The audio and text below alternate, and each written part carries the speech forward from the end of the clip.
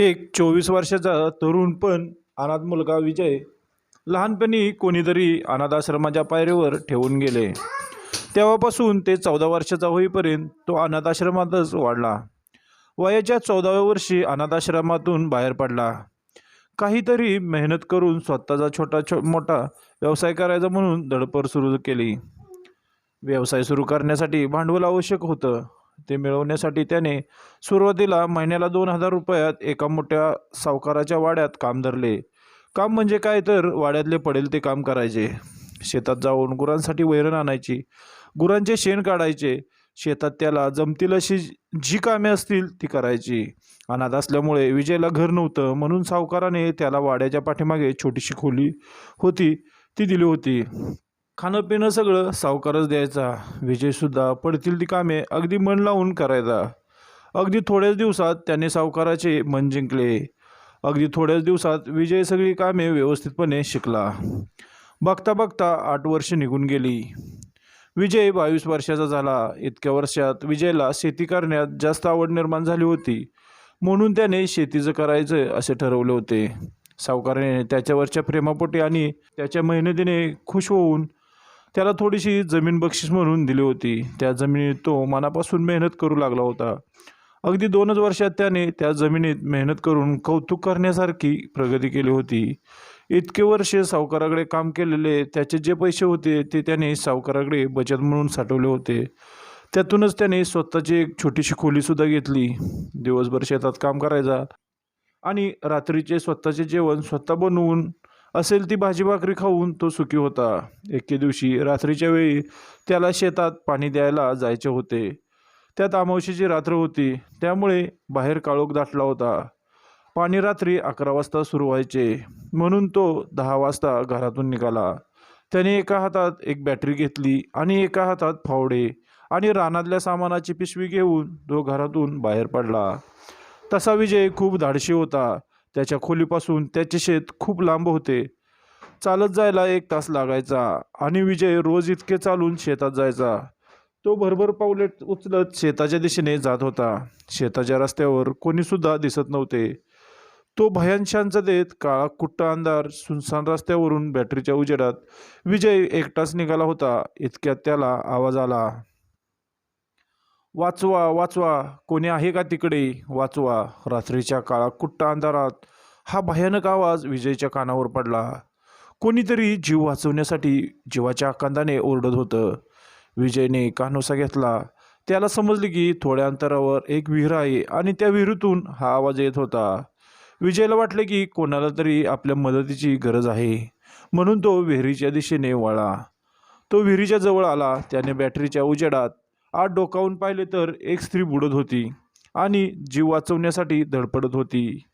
विजयने पटकन फावडे खाली ठेवले आणि त्याच्या पिशवीतील दोरी काढून त्या विहिरीत टाकली आणि त्या स्त्रीला आवाज दिला. त्या स्त्रीने विजयने टाकलेली दोरी पकडली आणि विजयने हळूहळू दोरी वर काढली. थोड्या वर आल्यावर विजयने त्या स्त्रीला हाताचा आधार दिला आणि तिचा जीव वाचवला. विजयने त्या स्त्रीला वाचवले. विजयने तिला विहिरीच्या जवळ एका दगडावर बसायला मदत केली आणि खाली पडलेली बॅटरी उचलली आणि तिच्या चेहऱ्यावर बॅटरीचा उजेड पडला आणि तिचा चेहरा पाहून तिला पाहतच राहिला. तशी ती खूप घाबरलेली होती, पण तिचे पाणावलेले डोळे, चेहऱ्यावरचे घाबरलेले भाव आणि ती या अवस्थेत सुद्धा इतकी सुंदर दिसत होती की विजय तिला पाहतच राहिला. तिच्या नजरेने जणू तो घायाळ झाला होता. तसं तर तो कोणत्याही स्त्रीकडे डोळे वर करून पाहत सुद्धा नव्हता, पण यावेळी काय झाले ते त्याला सुद्धा समजले नाही. ती सुद्धा इतकी घाबरली होती की काहीच बोलत नव्हती. थोड्या वेळात विजय भानावर आला आणि तिला विचारले, तुम्ही कोण आहात आणि इतक्या रात्री, इतक्या अंधारात, या अवस्थेत या विहिरीत कशा काय? ती म्हणाली, मी फक्त इतकेच. बोलून ती रडू लागली. विजय तिला म्हणाला, तुम्ही रडू नका, शांत व्हा प्लीज. तुम्ही कोणत्या अडचणीत आहात का? मी तुमची काही मदत करू शकतो का? विजय खूप भावनिक होऊन तिला विचारत होता. कोणास ठाऊक का, पण तो तिला रडताना पाहू शकत नव्हता. ती स्वतःला सावरत म्हणाली, मी संध्या गावाच्या बाहेर माझ्या कुटुंबासोबत राहत होते. माझे बाबा न्यायाधीश होते. मागच्या महिन्यात त्यांनी एका खुन्याला फाशीची शिक्षा सुनावली म्हणून त्याच्या मित्रांनी आज आमच्या घरावर हल्ला केला. माझे आई बाबा आणि भाऊ तिघांना ठार केले. मी कॉलेजमध्ये गेले होते म्हणून वाचले. मी घरी आले तेव्हा ते लोक माझ्या घरातून बाहेर निघत होते. त्यांनी मला पाहिले आणि माझ्या पाठीमागे लागले. त्यांच्यापासून बचाव करत करत मी इथे पळून आले. ते माझ्या मागावरच होते. त्यांची नजर चुकवून मी इथे विहिरीच्या पाठीमागे लपले. मी इथे नाही असे समजून ते लोक इथून गेले आणि मी तिथून बाहेर निघताना माझा पाय घसरला आणि मी विहिरीत पडले. मला पोहता पण येत नाही, त्यामुळे मी मदतीसाठी ओरडत होते. बोलता बोलता ती पुन्हा रडायला लागली. विजय तिचे बोलणे ऐकून सुन्न झाला. त्याला काय बोलावे ते सुचेना. तरी तो तिला धीर देत म्हणाला, तुम्ही रडू नका, मी तुमची मदत करीन. तुमच्या कुटुंबाला मी परत नाही आणू शकत, पण तुम्ही माझ्या घरी चला. माझं घर छोटं आहे, पण तिथे तुम्हाला कोणताही त्रास होणार नाही. ती पुन्हा रडायला लागली आणि रडत रडत बोलली, माझे आई बाबा, माझा छोटा भाऊ मला सगळे सोडून गेले. तुम्ही माझी या अवस्थेत मदत करत आहात. मी तुमचे आभार कसे मानू तेच समजत नाही मला. विजय तिला म्हणाला, तुम्ही आभार मानायची काहीच गरज नाही. माणुसकी या नात्याने माझे कर्तव्य आहे, तेच मी पूर्ण करत आहे. तुम्ही चला माझ्यासोबत. असे बोलून विजय आणि संध्या विजयच्या घराच्या दिशेने चालू लागले.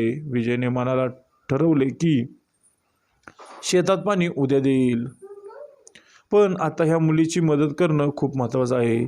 विजय अनाथ असल्यामुळे एकटेपणा काय असतो ते त्याला चांगलंच माहीत होतं आणि संध्याला पहिल्यापासून तिच्याबद्दल एक अनामिक ओढ त्याच्या मनात निर्माण झाली होती आणि त्यामुळेच कदाचित तो संध्याला दुःखी पाहू शकत नव्हता. बॅटरीच्या उजेडात विजय पुढे आणि संध्या त्याच्या पाठीमागे हळूहळू चालत होते. थोड्या वेळाने दोघेही विजयच्या घराजवळ आले. विजयने घराचे दार उघडले. दोघेही आत गेले. संध्याने घरात पाऊल ठेवताच आकाशात जोरात वीज चमकली आणि घरातील लाईट गेली.